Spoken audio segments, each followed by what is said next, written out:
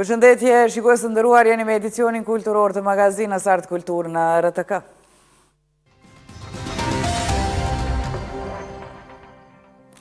Sot kemi kënaqësinë të lidhemi drejt për drejt me një artist dhe sportist të gjithanshëm që jeton dhe vepron në Finland. I njohur për rolet e tij të fuqishme në filma me tematikë kriminale, si dhe për krijimtarinë muzikore, Albion Ismaili ka treguar gjithashtu angazhimin e tij edhe në sportin MMA, apo të arteve të përzierja marciale. Në këtë intervizë do të flasim për rrugtimin e tij artistik, muzikën, jetën në diasporë, përvojën në sportet luftarake dhe planet për të ardhmen. Albion, ne të falenderojmë që jemi ne sot dhe mirë se na erdhe përmes videolidhjes. Faleminderit edhe juve për ftesën. Jemi nderuar. Albion, si e përshkruan rrugtimin tënë artistik nga muzika drejt aktrimit, apo ishte ana sjelltas, kështu na i trego? Po, ja ka filluar nga muzika, se muzikën e kom pas gjithë ofër, tingujt e Siftelis, si ku më një halo pa koni vetë dishëm, se bopa e ka ra shumë Siftelis ku më koni vogël, kështu që fillimisht me muzikë, tani ma vonë më ka ardhur edhe filmat një temë si Pahiri. Tani, a je edhe me filmin edhe me muzikën të njëjtën kohë, do të thotë, në veprimtari me to? Po, për momentin normal me muzikën jam ma shumë, sepse muzikën e kam që e bëj kështu plotësisht, edhe filmat janë i kumilon pak si në pauzë për momentin, sepse po do të meru edhe i morin artistik, kështu që muzika është kryesorja për momentin. Mirë, të kalojmë pak sa te filmi, masi që qenë ka në një farë lloj pauze, si e the. Si përgatitesh për role në natyrë, se e di më duket që i ki kriminale dhe emocionale të forta? Shumica e konë kriminale për shkak se regjisorët më kanë po mu qashtu dhe kanë pas shef në qasi role. I kam edhe do role tjera që nuk janë kriminale. Një për ty e kum lu rolin e bokserit edhe ajo konë natyrshme për mu. Në fakt, ai filmi shkurt ka arrit festivalin më të madh të Finlandës, të filmave, dhe ka arrit edhe deri në Dokufest, më konë vetë prezident me këshyrë.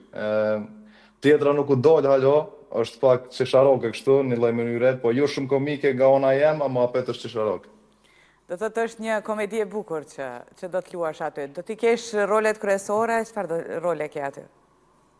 Po, rolet kryesore zakonisht i kam lu gjithë. Edhe përgatitjen e bëj si për çdo rol tjetër që ka mujt më marrë që më kishin interesu, po kjo ka më e natyrshme edhe për regjisorëve dhe kam pasur shefun e çat rol me lu. Po.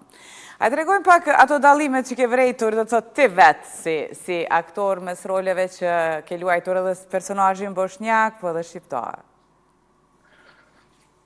Kur e kom lu shqiptari nuk ka shumë natyrshme se jam shqiptar edhe nuk ka pas kur gjë të reja aty përveç karakterit, nëse ka mirëbojt diçka që nuk i ka mëne aty senet karakterit. So për rolin e bosnjakit që e kom lu, ka mujt me kanë roli gjermanit, spanjollit, u konë diçka shumë e re për mu edhe më ka desh me mësu gjona të reja, kjo konë dallimi më i madh. Po publiku si ka reagu ndaj roleve tua me këtë karakter negativ, edhe si pret të ky karakteri tjetër që dhe të thotë është me tematik komedi që është filmi radhës? Po, qëllimi jam është gjithë që me konë i knast regjisori. Zakonisht kur regjisori është i knast, jo ndolë edhe shikus të knast. Dhe kështu, plane për role tjera mos temi më ndryshe, pasi që i paske vetëm 2 role ndryshe. Në të ardhmen, ke oferta, ndonjë kontrate në shkruar? Më kanë ndonë shumë skenar, po për momentin i kum refuzu si stash e kum nol pak, më duhet me ru pak imazhin artistik edhe kam arrit në nivel të aktrimit pak ma të fellë dhe di që më duhet me dhonë shumë energji për atë rol, kështu që jo më të prit për një prodhim ose produksion të madhe, të ardhmen qoftë se bëhet, për momentin e kum lanë si në pauzë. Kalojmë pak sa tani edhe tek muzika. Po.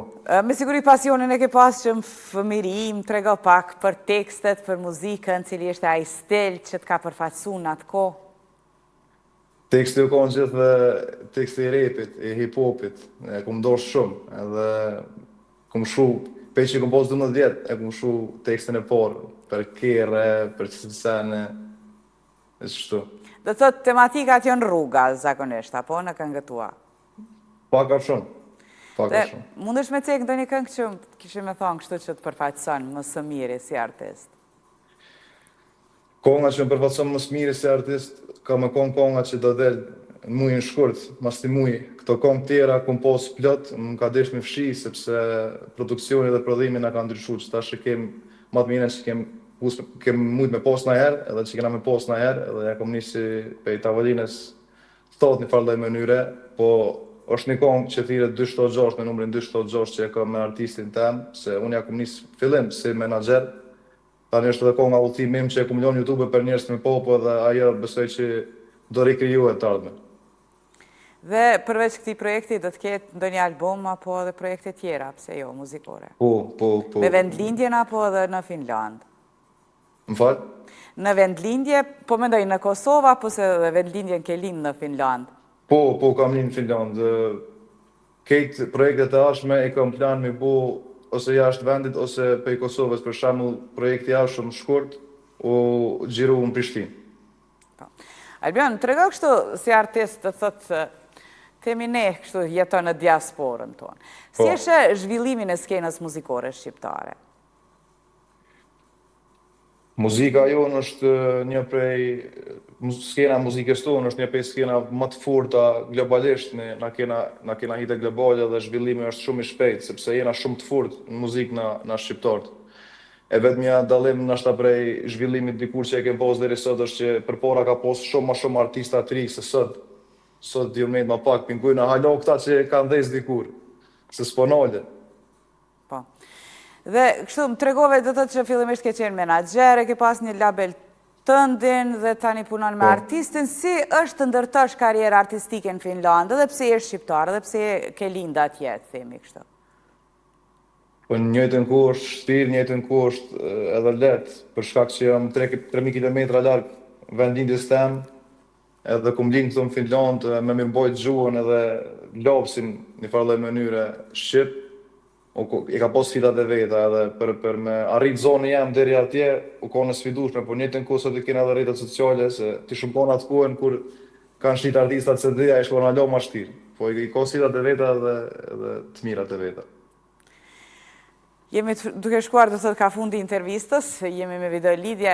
Albion, më trego për sfidat që për sfidat, po si nisi kjo përfshirja jote në sportin e MMA-s, atë që e cekëm fillim, do të thotë më duket që je edhe kampion, dhe çfarë tërhoqi drejt këtij sporti luftarak?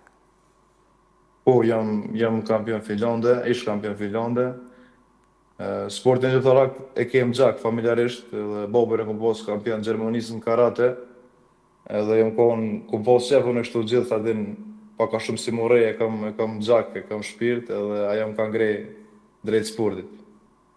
Dhe më trego çfarë ndodhi që u bë tërheqja nga ky sport, kur fillove këtë sport, mirësh me këtë sport? U kon shumë interesant, sepse unë e kom hap këtë labelin tem, njëjtën kohë kur jam lëndu, lëndimi u kon shumë i rënë, e kom çky muskulin e kom shumë rënë, edhe ajo më ka nolë këtë karrierën në për dhe mënyre. Edhe njëjtën kohë e kom kriju edhe këtë labelin tem, edhe kur thojnë që një dirë msheljet tjetra hapet, që ajo paka shumë më ka ndodhë. Albion, a mendon se trajnimi do të thotë në këto artet marcialet, përzierja, disiplinat e sportit, ka ndikuar në mënyrën se edhe si përgatitesh për rolet forta në film? Po nëse sporti më jep diçka është disiplina. Edhe disiplina është ajo që më ndihmon më përgatit edhe për filma, edhe për me shkruaj tekste, se nuk është që gjithë një vetën ndoshta për me shkruaj diçka, po të me qenë disiplinuar, se kur do me arrit diçka të madhe, duhet të pas shumë disiplinë, besoj që edhe ju atje në studio ndoshta më pas diçka shtira, po disiplina ju ndihmon. Po. Më trego si e definon suksesin si artist? Çka do të thotë për ty? Për mu do të thotë që veç me bo so ma gjatë muzikën temë dhe njerës me një muzikën temë, kjo është suksesi më i madh edhe m'ia dhon njerëz me një mesazh dhe inspirim. Po, trego për mesazhin dhe atë inspirimin që kishe me ja dërgu të rinjve që duan të ndjekin artin apo sportin. Nuk bën kur me shu ëndrat, edhe do të me luftu pas tyne edhe ndoshta mesazh vjem që kam më dërgu edhe në ëndrat tekstet mia është që sado që shtirë mënire me pos, do të me luftu edhe do të me arrit qëllimin, pa u dërzu. Albion, ne të falenderojmë që pate disponimin të lidhesh nga atje, të urojmë suksese dhe të presim me projekte të radhës këtu në studio, kur të vjesh në Kosovë të vizitash familje. Shumë falenderit, jo uroj gjithat mirat. Falenderit, Albion.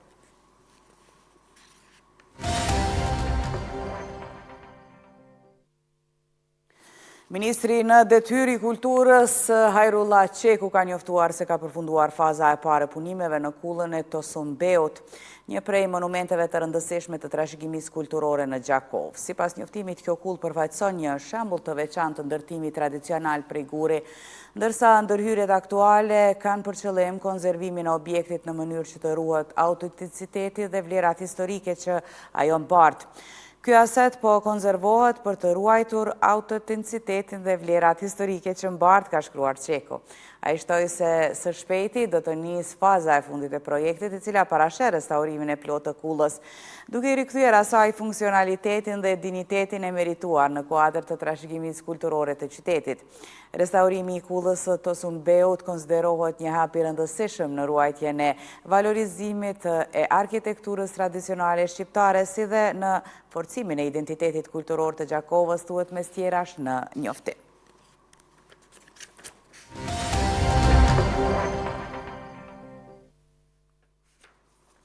Në ambientet e bibliotekës kombëtare të Kosovës, Pjetër Bogdani dje u zhvillua një takim mes drejtoreshës Blerina Rogova Galgja dhe Kimete Mitrovica Basha, udhëheqëse e Fondacionit Ydris Basha dhe veprimtare e Mërgatës Shqiptare në Belgjik.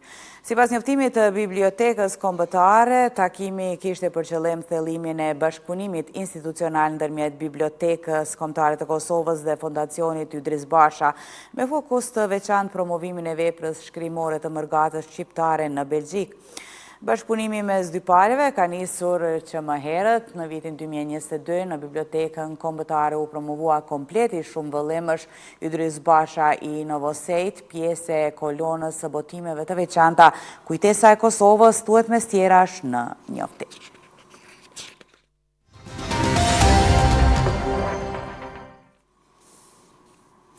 Filharmonia e Kosovës hap vitin 2026 në drejtimin e dirigentit Marko Krispo me një program të veçantë. Sipas njoftimit të Filharmonisë së Kosovës, Orkestra e Filharmonisë do të mbajë një koncert më 23 janar prej orës 19:30 në sallën e kuqe të Pallatit të Rinisë dhe Sporteve në Prishtinë. Në ndërgjimin e italianit Krispo, koncerti sjell flautistën nga Franca Iris Daveiro si soliste në një program që ndërthur ngjyrën impresioniste e identitetin e muzikës shqiptare. Koncerti mbështetet nga Ministria e Kulturës, Ambasada e Italisë në Prishtinë, Instituti Italian i Kulturës në Tiranë, Ambasada e Francës në Kosovë dhe Instituti Francez i Kosovës.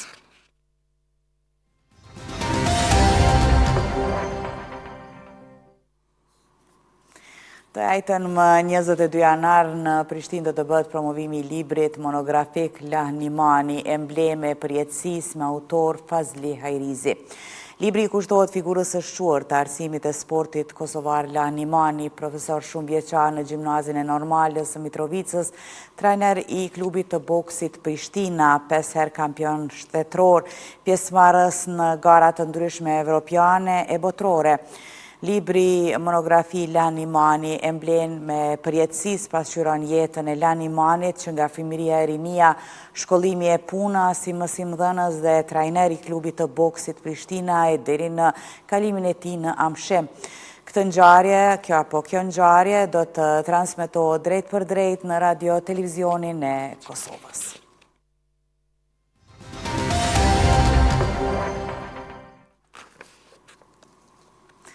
Studentët e programit Art dhe Media Digitale të UBT-s do të hapin 2 ekspozita njëditore më 22 janar në Mitrovicë. Ekspozita Timestamp do të hapet në qendrën kulturore Recep Mitrovica, ndërsa ekspozita 11 do të hapet në hapësirën e organizatës Shtat Arte, po në Mitrovicë. Të dy këto ekspozita me punime të studentëve të programit Art dhe Media Digitale do të bahen më 22 janar, duke filluar pra nga ora 18 dhe sipas njoftimit të prodekanit të programit Art dhe Media Digitale të UBT-s, Gazmende Jupi, ekspozita Timestamp trajton themi kështu, materialitetin e kohës dhe proceset e dokumentimit përmes praktikave bashkohore, kurse ekspozita 11 fokusohet në gjuhën, kujtesën kolektive dhe procesin material si formë reflektimi kulturor.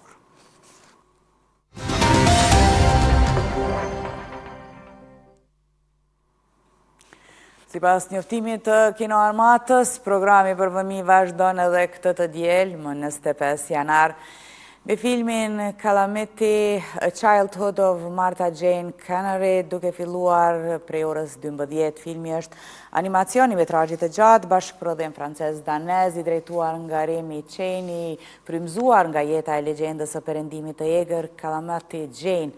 Filmi kombinon një stil vizual minimalist dhe shumë ngjyrësh me një narrativ të fuqishme rritje dhe sfidash sociale, ku tema kryesore është pavarësia, barazia gjinore dhe guximi personal.